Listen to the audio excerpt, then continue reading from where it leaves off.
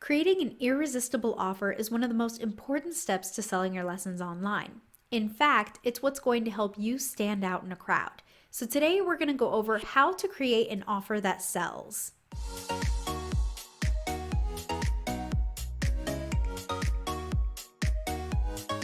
Hey everybody, welcome back to Sell Your Lessons. I'm Jessie, your teacher turned digital marketing coach, and today we're going to talk about how to create an irresistible offer that sells.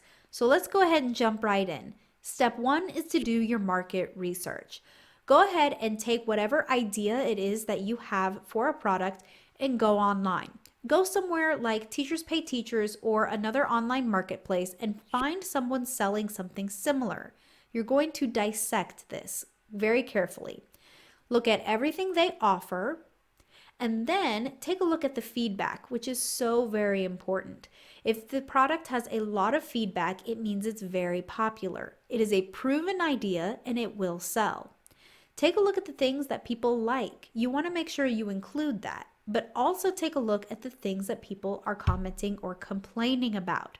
You need to take those ideas and put them into your product to make it even better. Take advice from the people who are buying and create them what they want. If they say in the comments, oh, this is great, but I wish it had XYZ, then make sure you include XYZ when you are creating your product. I also want you to take a look at the people who have similar products that don't really have a lot of feedback. This is still very valuable. You can dissect their offer and see, why was it not selling? What did they still need to include to entice buyers that they're not currently doing? You can take those holes and fill them when you create your offer so that it's really something that the people who are buying really want. Next, you're going to take a look at the objections people have as to why they're not buying your product. What are they saying about why this product is not for them? How is it not solving the problem they have? You also want to think about the problems that you're creating with your product. Now, hold up. Aren't we creating a product to solve a problem? Why are we creating more? How are we creating more? Well, let me give you an example. Let's say that you created a lesson plan all about a project, and the teacher sees it and they really want to buy because they love the project, but their hesitation lies in that they don't know how to implement it in their classroom. So even if they had purchased it, a new problem arises, which is, I don't know how to implement this in my classroom. You can swoop in and add to your offer and say, hey, I'm also going to include 10 tips on implementing this project in your classroom. And now you've not only given them a product, which is the project lesson plan, but you've also created an offer because you have a bonus of, and I'm going to give you 10 tips on how to implement this in your classroom. Together, you've created an offer, and it's not just one little product. Next, you're going to want to take a look at what do they need next. So you gave them this, now what do they need, and what are they going to need after that? Taking all of those things into account, you could create what we call a sales funnel. And if you take a look back at the other video we previously did on how to sell lessons online, I go a little more in depth about what a sales funnel is, which is basically taking your customer on a journey through the buying process. So think about, what do they need first, what are they going to need second, and what are they going to need third. You can actually take some of those things and bundle them together, and that's what creates your offer. Now that we've gone over the steps to creating an irresistible offer that people actually want to buy and it will sell, let's go ahead and dive into an example of how to put this into practice. Let's say that you are a middle or high school teacher and have students that travel from class to class physically, and you want to implement something like bell work, something that students that get there early can work on while other students are still coming in the room, and also something that gets all the students in the frame of mind of your class versus the class they were just in. So you want to create some bell work to offer teachers to solve this problem. Your first step is to go online. You find someone else that has some bell work. It's a PowerPoint of 200 questions and answers, animated slides so they can go through the question and answer on the same slide, the list of answers for you as a teacher, along with a list of topics so you know exactly what kind of questions you are purchasing. You go into the comments section and you take a look at what everyone is saying, what they like, what they don't like, and you start to find the holes that you can fill with your product to create an even bigger and better offer than what's being offered right there. Next, you want to think about the objections people have as to why they're not buying, and then also what they need next. They need how to reveal answers to students, the animated PowerPoint. That's already covered in the example. What kind of topics are covered? Well, that's answered too with the list of topics. Someone might say, not all my topics are covered. Don't worry, I've got you covered. I don't have 200 questions, I have 300. And hopefully in those 300 questions and answers, I cover the same topics that you need for your classroom. Maybe the teacher doesn't quite know how to implement bell work in their classroom. Kind of like our example before, don't worry, I'm going to include a list of 10 tips on how to implement it in your classroom. What if the students don't know the expectations of bell work?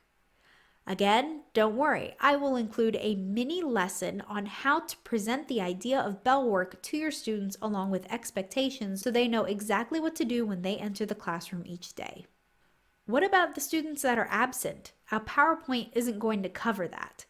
Don't worry, I'm also going to include in list form the questions together so that you can offer that to a student online or post it on the bulletin board or somewhere where a student can go and see the questions in a list versus having to find it on a PowerPoint if they're absent. What about standards? Are these topics really relevant to what is actually being taught and needing to be taught in the classroom today? Absolutely. I'm also going to include not just a list of topics, but exactly what standards they're hitting nationally. Now, just a side note, I know a lot of standards vary nationally and by state. As long as you are showing people that even a few standards are being hit, then hopefully they will feel more comfortable using this material in their classroom because they know that it's relevant. Someone else might ask, how long does this take? They may not understand bell work or have never implemented it in the classroom before, and they don't know how long it can take. If you say in your instructions, hey, this is going to take 5 minutes max, then they know the expectation of what they're purchasing. That way they won't think, oh, if I buy bell work or I implement bell work in my classroom, it's going to take 15-20 minutes and that eats half my class period. As long as you are saying in your instructions, hey, this is only going to take 5 minutes, that objection is squashed because they know exactly what to expect. What about, I don't use PowerPoint? Again, don't worry. The way you can solve this is having not just PowerPoint, but different formats as well. Google Slides is nice because Google is something free that many teachers are using in their classroom. Or what about PDFs? Just a picture that you can show to students so that they can answer the question and you don't have to have any presentation software.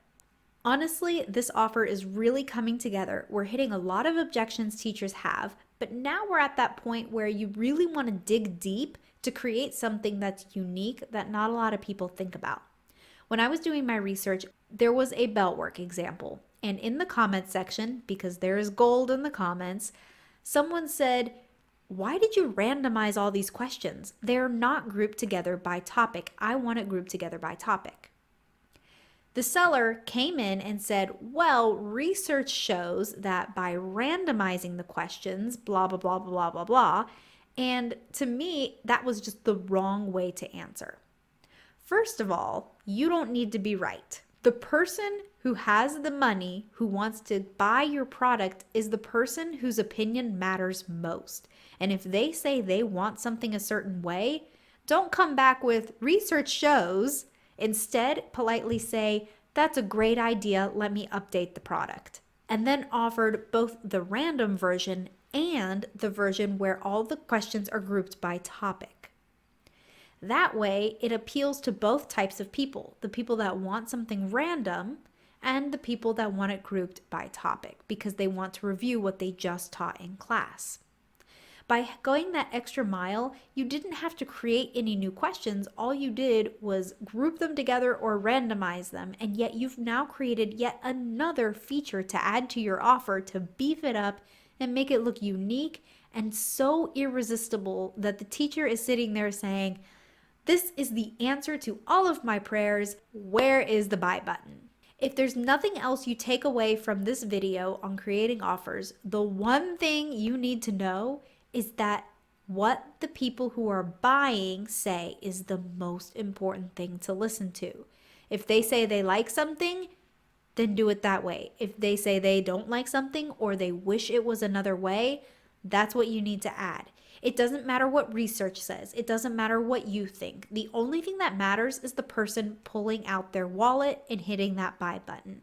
And if they say something, your ears better be open to listening and your mind open to fulfilling that desire for them. So after you've gone through that entire process of creating the offer, that last step was really, okay, well, what is their order of needs? What do they need next? So let's say you did the bell work or the project. Maybe on the same topics, you need to have some sub lesson plans. I always know as a teacher, sub lesson plans were so important to having on the ready so that in case of an emergency and I needed to call in a sub, I knew the students had some valuable information to go over.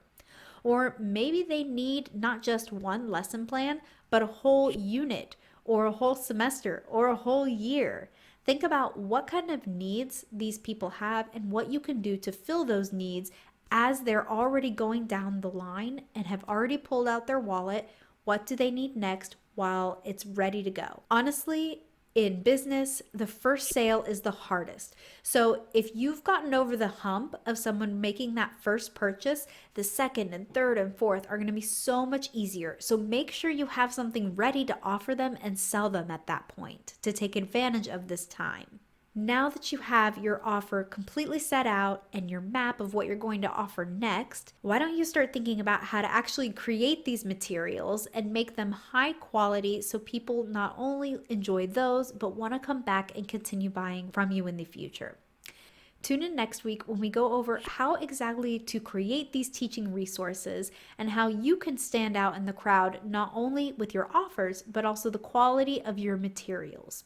And if you're curious about how to sell online today, go ahead and check out this video here. And don't forget to grab your checklist below. It's going to go over all the steps to selling in the online space today. And when you're ready, subscribe. We put out new videos every Tuesday, and I don't want you to miss the next one. We'll see you there.